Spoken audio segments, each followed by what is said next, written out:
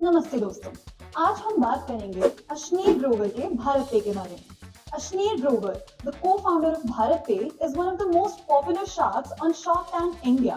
But did you know that BharatPe, which started in 2018 with a simple problem-solving idea, has since become India's unicorn startup, with transactions exceeding $100 million and a valuation of nearly $3 billion. BharatPe has proven itself as a major player in the fintech industry, even in the face of fierce competition from likes of PhonePe, Google Pe and Paytm.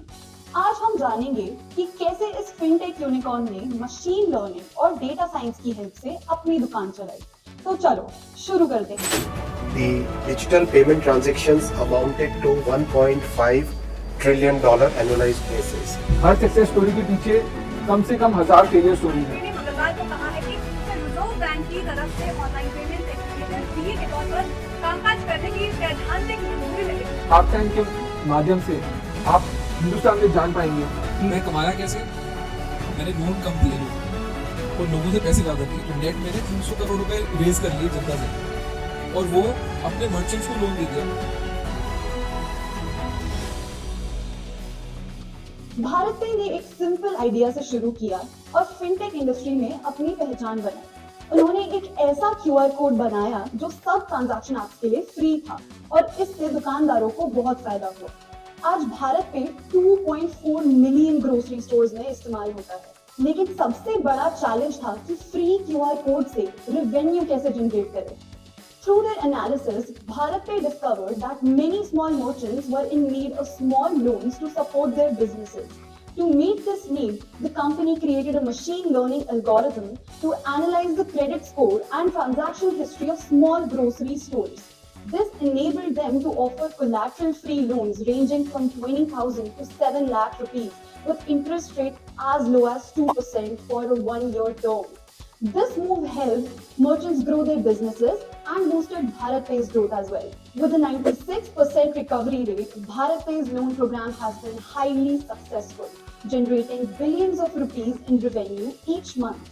In addition, the company has implemented a daily interest reduction system that allows merchants to receive their funds quickly, while also covering the cost of the loan. दोस्तों, 2.4 million grocery shops को onboard करना कोई आसान काम नहीं है, लेकिन भारतपे ने OCR और इमेज रिकग्निशन मॉडल्स का इस्तेमाल करके KYC प्रोसेस को ऑटोमेट कर दिया। With these automated models, the KYC process became much easier and the time required for onboarding was greatly reduced. The models are able to recognize, scan and analyze ID documents and images, ensuring that the information is correct and up to date. This automation has been a game changer for BharatPe, allowing them to onboard new merchants quickly and efficiently. It has also helped to improve the customer experience, making the process more convenient and hassle-free.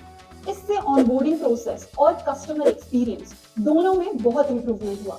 लेकिन machine learning model के लिए data कहाँ से आया? भारतपे ने third party vendors के साथ partnership की और अपना डेटा प्लेटफॉर्म बनाया। इस प्लेटफॉर्म से उन्होंने अपने ML मॉडल्स यानी कि मशीन लर्निंग मॉडल्स बनाए और छोटे मर्चेंट्स को लोन देने के तरीके बदल दिए। By utilizing this platform, BharatPe's data science team was able to develop game-changing models that gave the company a competitive edge. Now that BharatPe has introduced QR codes and provided loans to grocery shopkeepers, the next step is to continue growing the market by expanding their product offerings. This is a fundamental rule of business and BharatPe understands it well. Let me explain cross-selling and upskilling to you with the help of examples. Cross selling. सोचो आप एक pizza parlour में हो। जब आप अपना pizza order करते हो, वेटर आपको रेकमेंड करता है कि एक साइड डिश या ड्रिंक ऐड कर लो अपने ऑर्डर में। ये क्रॉस सेलिंग है, जहाँ पे वेटर आपको रिलेटेड या कॉम्प्लीमेंट्री प्रोडक्ट्स रेकमेंड कर रहे हैं ताकि आपके खर्चे बढ़े और पिज्जा पार्लर की सेल्स बढ़े। अपसेलिंग। अब उसी पिज्जा पार्लर एग्जांपल में जब आप अपना पिज्जा ऑर्डर कर रहे हो, वेटर आपको बोलता है अगर आप थोड़ा एक्स्ट्रा पैसा देकर आप लार्ज साइज पिज्जा ले लो तो आपको ज्यादा पिज्जा मिलेगा और डील भी अच्छी होगी। यहाँ पे वेटर अपस्किलिंग कर रहा है, यानी आपको अपग्रेडेड या हायर प्राइस वर्जन की प्रोडक्ट रेकमेंड कर रहा है, जिससे पार्लर की रेवेन्यू बढ़ जाए। Bharat Pay developed a model that would predict which existing customers would be interested in buying their other products or higher priced products. Based on these predictions, the company reached out to potential customers either physically or through their app and generated revenue through product sale.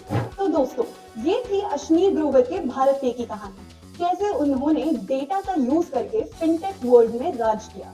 अगर आप भी ऐसे ही मजेदार topics में interest रखते हैं तो हमारे साथ जुड़े रहिए और ऐसे ही इंटरेस्टिंग टॉपिक्स मजेदार तरीके से जानने के लिए आके जॉब चैनल को लाइक, सब्सक्राइब और शेयर करना मत भूलिए।